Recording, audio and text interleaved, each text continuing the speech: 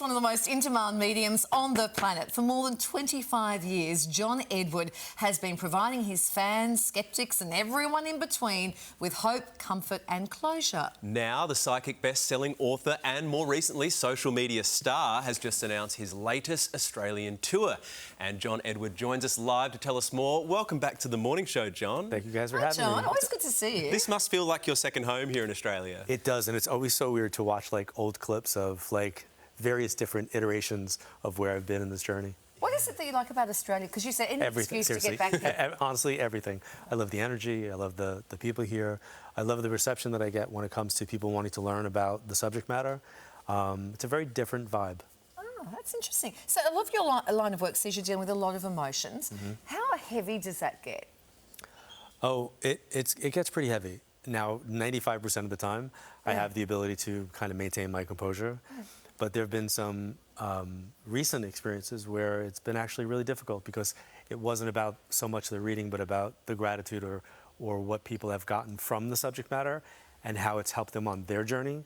So it's different when you're like delivering information and the person's responding and then they get emotional and you're in that zone. But when the person waits for you not to be in that zone and says, hey, I want to let you know that what you do really, really impacted me. Oh, and my family as a result. Now it's directly coming at me as a person. Right. And that always hits me. Wow. That must be so rewarding, I guess. Huge. Like in the biggest way possible. And my problem, and it's somewhat funny when it happens, is I actually become like the Mike Myers character from SNL when he used to dress up as Linda Richmond. I can't talk. As soon as somebody hits me in that spot, I'm like, Okay. I just have that moment of like, and one woman recently I have an app called EvolvePlus.tv, and she did it to me on a live stream.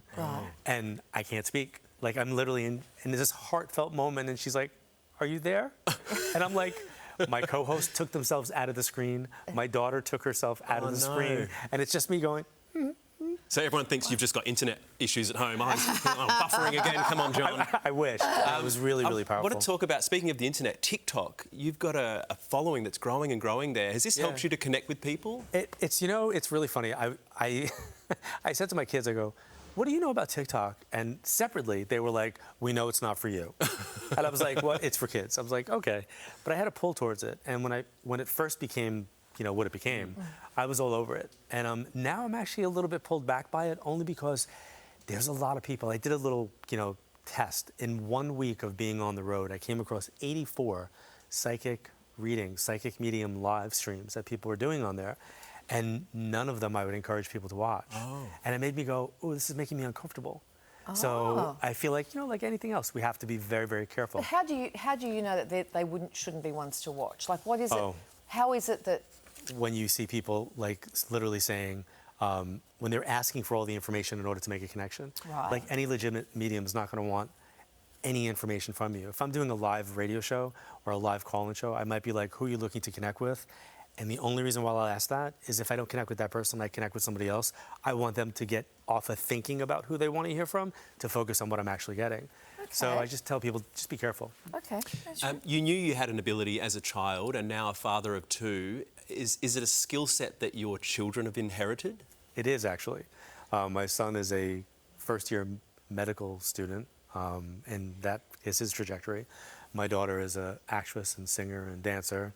That is her trajectory. But both of them, I raised them in the world of understanding energy and numerology and astrology so that they have an understanding of the world around them. What's an example of them putting those skills to use that you've witnessed and even you've thought, oh, okay? The way my daughter looks at characters. Like, I remember, it was like a prerequisite. Both my kids had to watch Lost with me, the TV show. I love the show. So my son watched it, and then a couple years later, I sat down and did a rewatch with my daughter. My daughter, at the age of like 7 or 8, looking at the characters and understanding, their dynamics and how she perceived their characters, she would come out with stuff, and I'd be like, wait, why do you know that? Like, why would you say that? Because there's nothing, as I watch the show so many times, I'm like, there's nothing that's happened in the show right now that you should know that. And for her, it was a natural, she was able to see where the characters were going. So I think it helps her in her ability to understand characters when she has to be that character. Sure. Wow, okay. How might someone...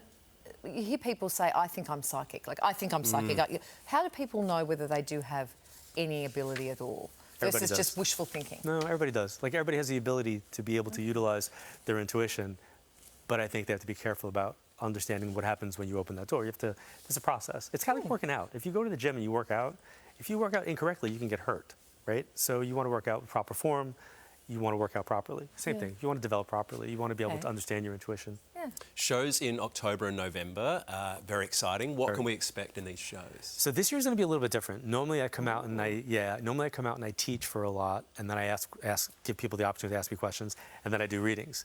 But now that I have the app and the platform evolveplus.tv, I'm doing a lot of my teachings there. So I feel like I have an outlet for that. So I'm kind of looking at this as the Shut Up and Read for Us tour. That's kind of like shut up and read for us. Like, just get out there, just like, you know. And I did it in Canada, and my aunt was there, my 87-year-old aunt. And I was like, what did you think? And she was like, you want me to be honest? And I was like, yeah. She was like, nobody wants to hear you talk. She's like, they just want to hear you read. She's like, just go out there and read people. And I was like, okay. I love that. Yeah, she was like, yeah, nobody wants to hear you talk. Well, thanks. Are you ever going to hang up the psychic reading shoes that will boots? Or what do you have if you're a psychic? I wouldn't have thought I think shoes. It would be crystal ball we're going for. Crystal ball, yeah, that's more like but it. hanging up your balls is another thing entirely. So, Never hang up your balls, no, John. that's right. I wouldn't have thought so. But are you tired to?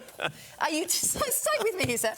This just took a turn. I think it must be just really tiring doing what you do. And are you ever getting close to a point going, you know what? I can't do this. No. I don't think so. I think I'll be doing. I make a joke. I'll be doing this like until I'm in a nursing home.